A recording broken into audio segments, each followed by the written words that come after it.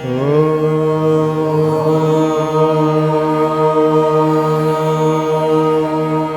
deeply grateful for the beautiful, transforming touch of your love and wisdom in my life. I thank you as a humble child. Om Shanti. I am in the process of making many choices in my life and would like only to follow God's path for me. That is, to will what is willed. If only I know what that was.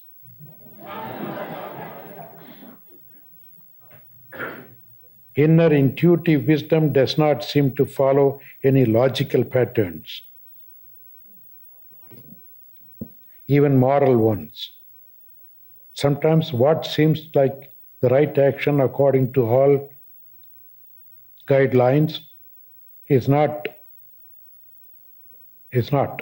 Are there any fundamental characteristics that can help me identify the voice of the true inner guru or its outer manifestations brought to me to guide me?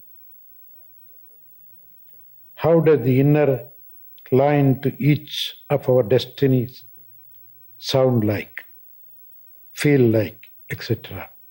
How can I know when I have made God's willed decision? Is the wisdom there in all situations or only major crossroads in life?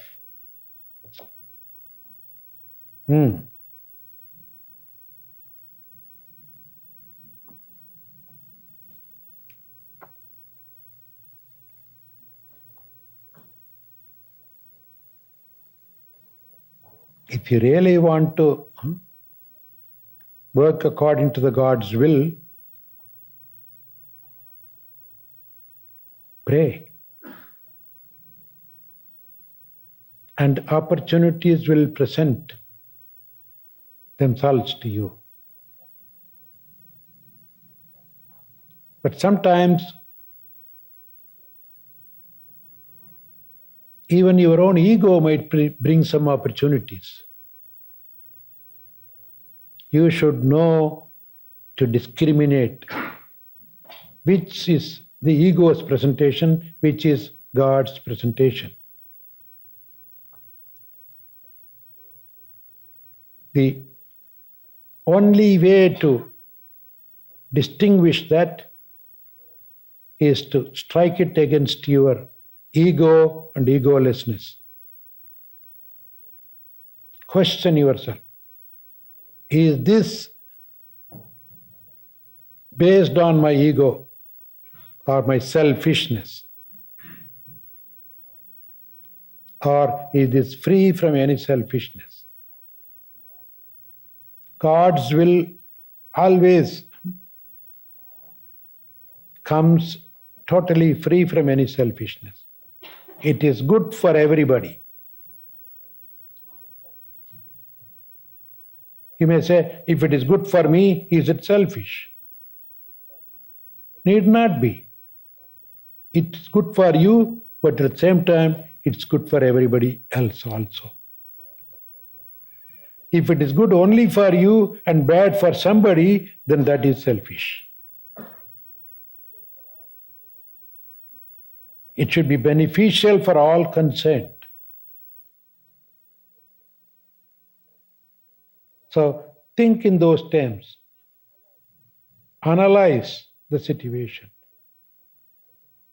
And again, don't worry about which one is better. Everything is equally good. There's no superior job and inferior job. A person in a big office sitting and manipulating and doing things, controlling hundreds of other workers, is equally important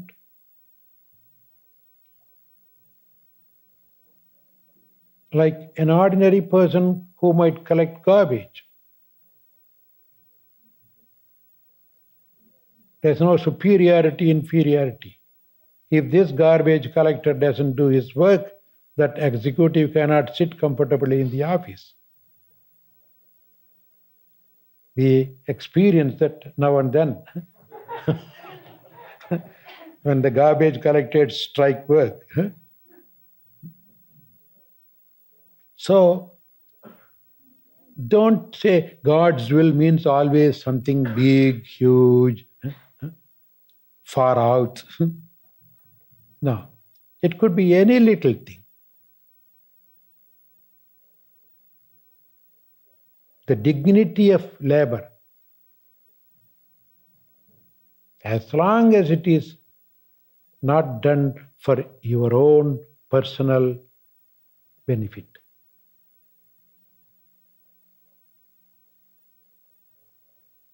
That is what the karma and karma yoga.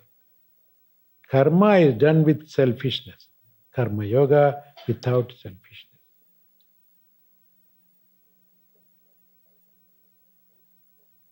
So it doesn't matter what you do. Every time I think of this, I am reminded of that wonderful Tirukkural. Poimayum vaima idatta purai theernda nanme bayakkumenin. Even telling a lie will be treated as good. Absolute good action. If it is going to be beneficial to everybody concerned and no harm done to anybody. Remember, no harm to anybody and at least some benefit to somebody. Purai theernda nanmai. Goodness, total goodness without any pain or fault or violence to anybody. That is the way we have to look at things that we do.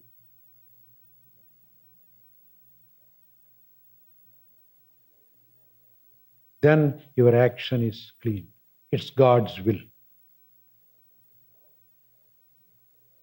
And if you still have some doubt, you can always consult with the people who might be able to discriminate that, who might be following God's will in their lives. Get guidance.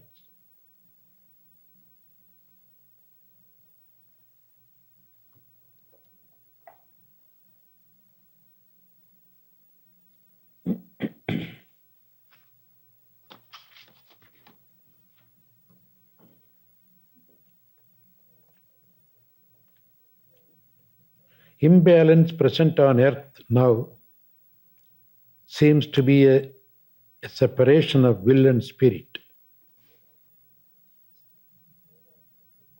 Yoga emphasizes spirit at expense of the will. Wouldn't be beating up phone books with a rubber hose.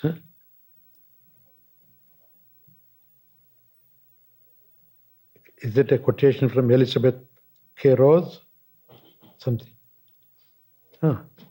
Be more effective than meditation for releasing suppressed rage. Oh yeah. Beating up phone book with a rubber hose. I thought punching the pillows. Tear it apart.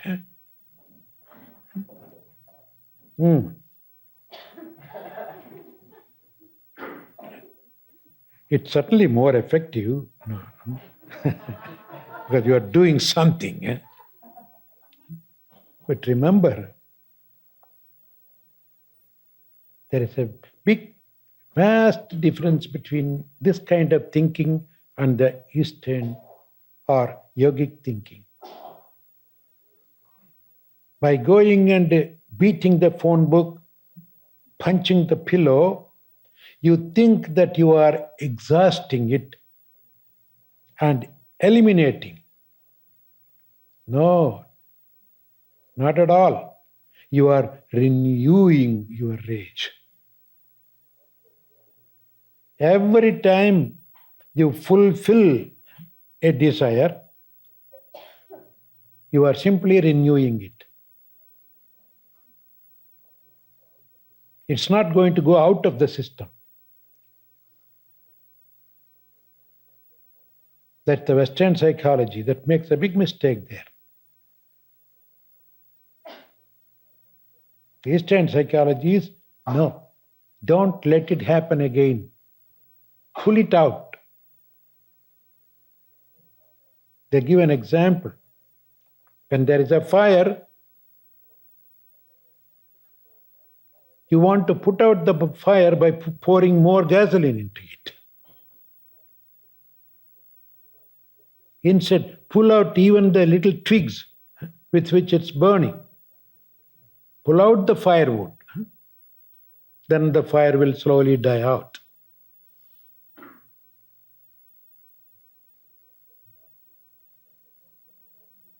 So every time you fulfill a desire, it certainly gets renewed. You are adding more ghee to the fuel.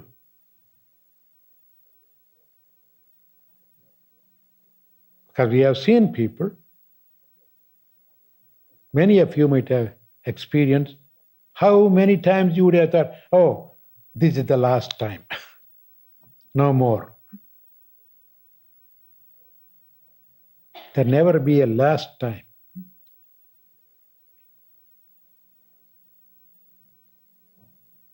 Just one more cigarette, that's it.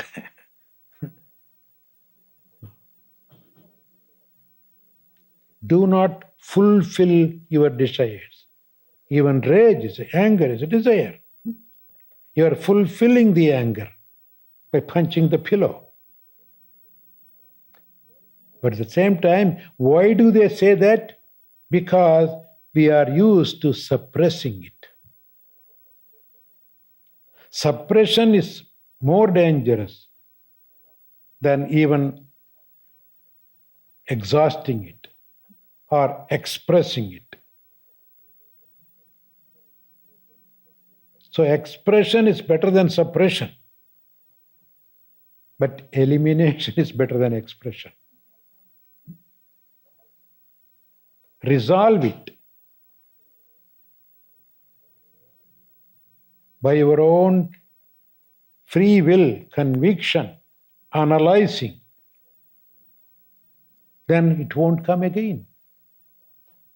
It's finished, resolved.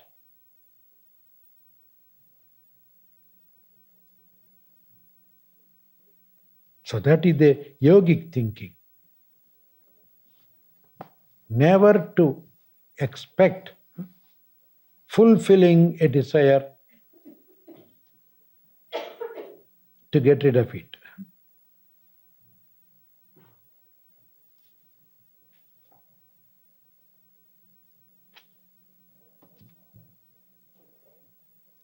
I feel bound to conduct my business life in a very not in harmony with my spiritual interests. What should I do?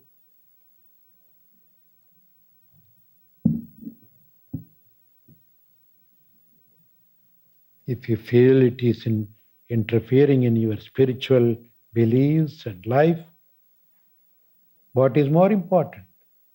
Your spiritual life or business? Change the business.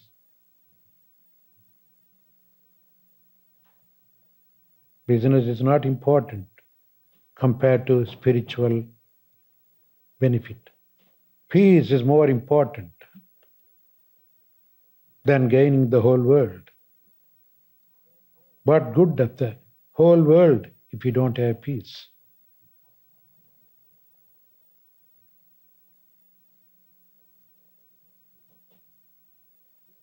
You are renouncing your spirit for the worldly things.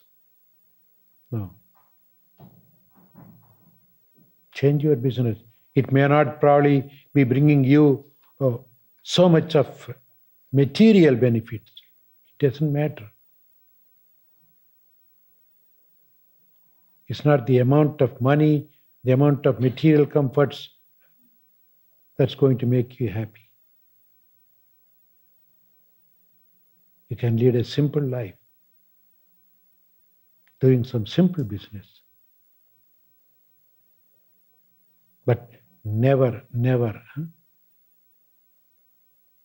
lose the spiritual benefit. We seem to be often trying to bargain by giving the spiritual life to get the material life. No. What good of you? You are buying a beautiful painting by paying your eyes as price. There is a saying like that. கண்ணிரண்டும் விற்று சித்திரங்கொள்வாருண்டோ. Who will buy a beautiful painting after giving their eyes as the price? You won't enjoy the painting. So, who will lose the peace to get the world? Nobody should.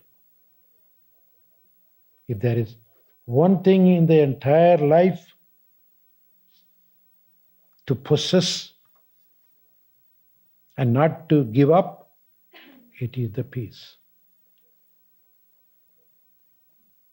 For the sake of the peace, you can renounce anything and everything. All these great men and women, they sacrificed their own material lives just for the sake of peace.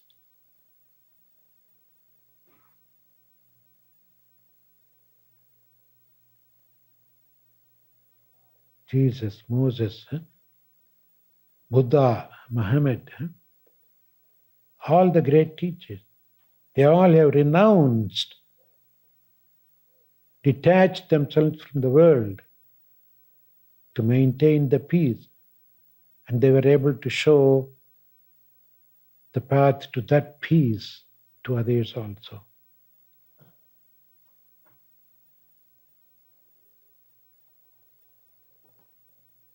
Is there not a saying that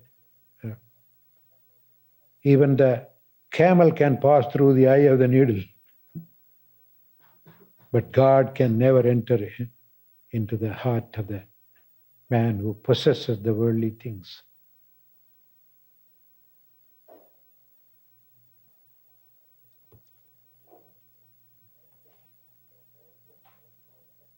How does one develop a love relationship where neither is the boss more dominant, neither is the boss more dominant, domineering? Can the head dominate over the foot?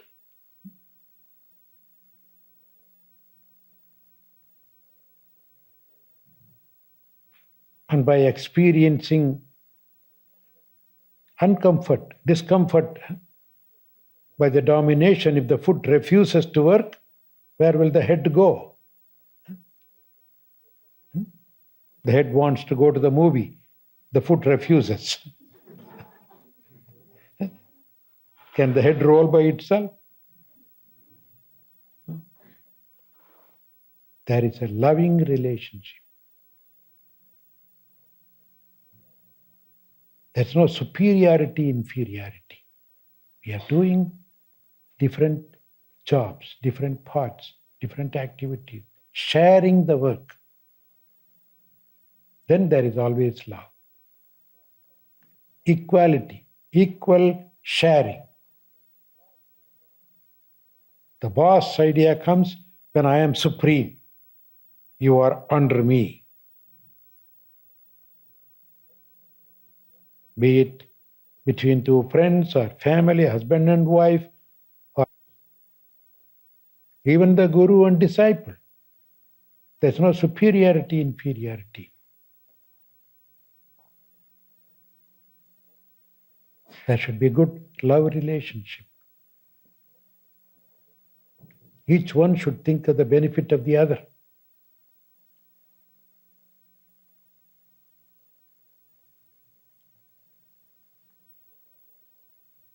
In Taoist yoga, chi, prana, is circulated through all the chakras. I find Hindu yoga to emphasize the higher chakras and ignore the lower chakras, resulting in denial and suppression. What can you say to shed light here?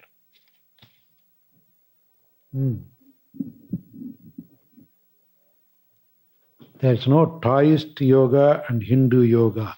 Yoga is just yoga. There's no labels like that. But the thoughts may be different. It should be clearly understood. It emphasizes the higher chakras because in the lower chakras you have the lower thought forms. Each chakra has its own thought forms, its own impressions, its own desires. So in the below anagata, the heart chakra, the lower old animalistic tendency is still there. According to the evolution theory, man is an evolved person because of a vertical spine. If you could go from the very first life form, it's just a small bubble like. It doesn't know vertebra at all. And then after some time they develop vertebra. When they develop the vertebra, the first thing is to crawl on the ground, almost on the floor itself. And then as it evolves, they rise above the ground with 4 legs. It's elevated from the ground. And then it further gets elevated more. And then it begins to straighten up this way. In chimpanzees and others, our supposed to be the old ancestors, it's like this. And then only in human being it becomes vertical like this. So that's the evolution. And all the chakras are located here. The psychic centers and the vertebra. So still, because you become vertical, it doesn't mean that you have completely freed yourself from the old impressions of animalistic tendencies. They are all still below. So by consciously allowing the prana to go and work there, they can get exercised, exemplified, enlarged.